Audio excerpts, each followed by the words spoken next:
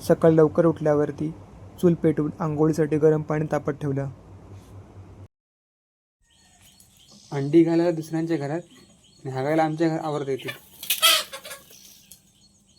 आम्ही कोंबड्या कुठच्या.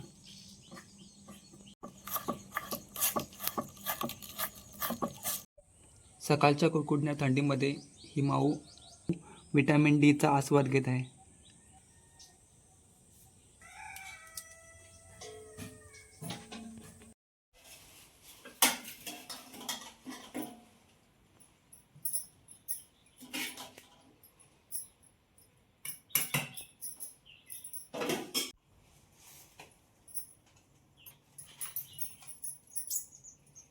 बस बंद.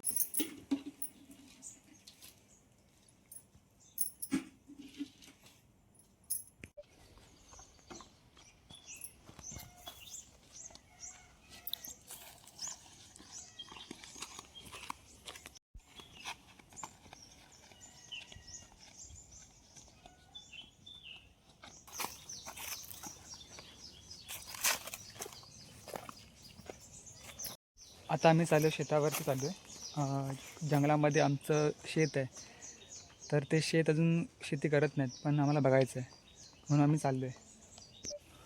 आता दुपारचं कडक ऊन आहे, पण झाडं असल्यामुळे काय एवढं वाटत नाही.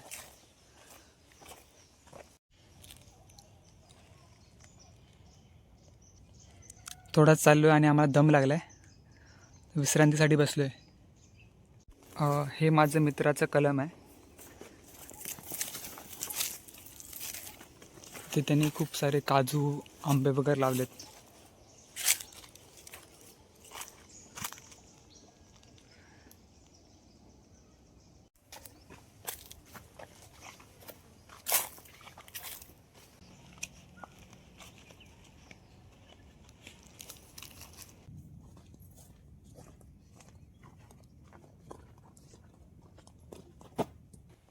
मुंग्यांचा बारूड.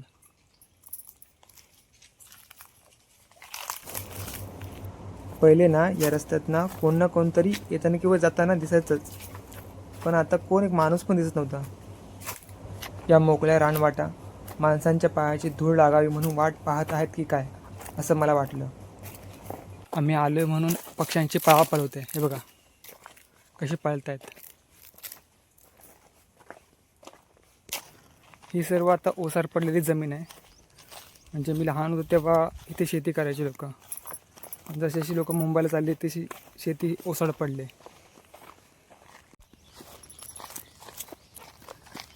आता मी दरीच्यात आलो आहे. म्हणजे हे आमचं शेत आहे. या शेताला आम्ही दरीजा बोलतो.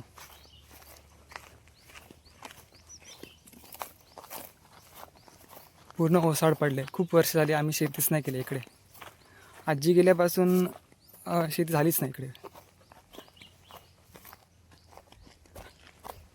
आता जानेवारीचा महिना आहे, तरी पण ही जमीन बघा थोडीशी ओलसर आहे. पुढे चाललो आहे, इथून जाऊया ना.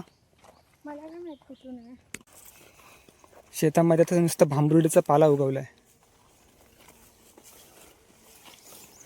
पहिले या शेताच्या बांधावर बसून आम्ही जेवायचो. आणि हा एक छोटासा डबका असायचा, ह्याच्यामध्ये पाणी साचल्या का तिथं आम्ही पोहायचो. मजा यायची.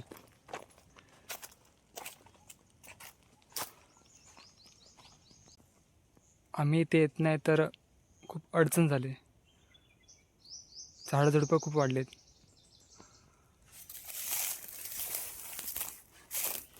वरती जायला भीती वाटते, कोण जनावर वगैरे आलं तर.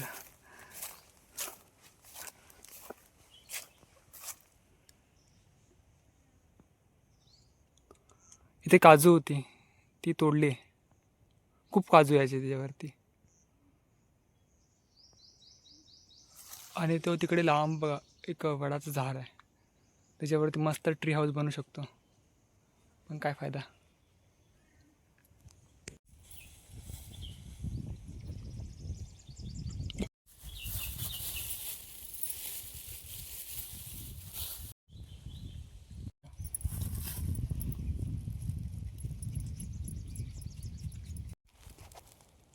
ओ भाकरी खायला या.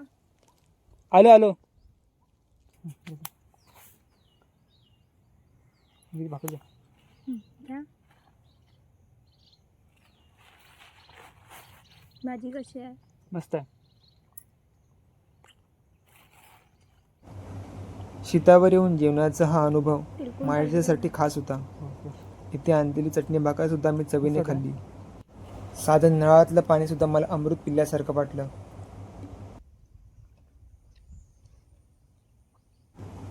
आजूबाजूचा परिसर मी पुन्हा एकदा डोळ्यात पाहून घेतला, कारण पुन्हा मी येथे कधी येईन हे मला माहीत नाही.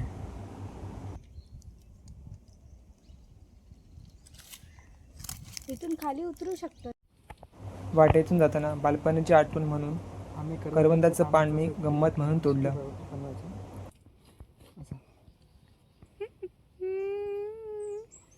एवढी खास बनले नाही.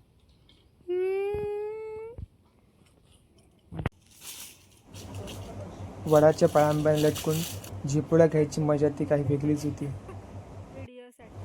वडाने खूप साऱ्या पाळंब्या सोडल्या होत्या, पण त्याला कुठं माहीत होतं, त्या मोकळ्या सोडलेल्या पाळंब्यावरती झोका घेण्यासाठी गावात मुलेच उरली नव्हती.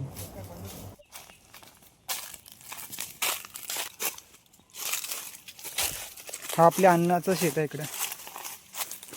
त्यांनी कलम लावलं. इथून कुठून रस्ता? काय रस्ता कुठून? चल इकडून जसा रस्ता मिळेल तसा आहे. रस्ता भेटत नसतो, शोधायचा असतो.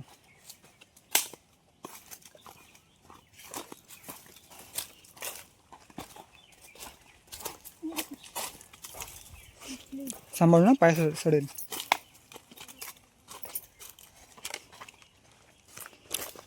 हा आमच्या अन्नाचा कलम. कुठला? हा जायचं कसं तिथून? लॉक आहे. हर्षलचं गाव एकदम हे वाटतंय, भयानक. मस्त गाव असं खर्चाचा. इथून मस्त दिसतंय. हा वरूनच मस्त दिसतं, आतून नाही एवढं काय. ती त्याच्या पलीकडे खाडी आहे. हा खाडी आता पाणी भरत आलं आहे, भरतेल आहे पाण्याला. आणि त्या खाडीच्या पलीकडे दुसरी गाव आहेत. आमचं गाव आहे त्या पलीकडे. म्हणजे हा खाडी आहे ना, पूर्ण दिघीला मिळाली. आमचं गाव आहे त्या पलीकडे. हो माहिती आहे.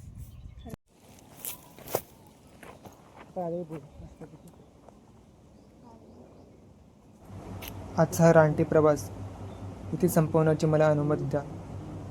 तुम्हाला हा प्रवास आवडला असेल तर कमेंट करून नक्की सांगा.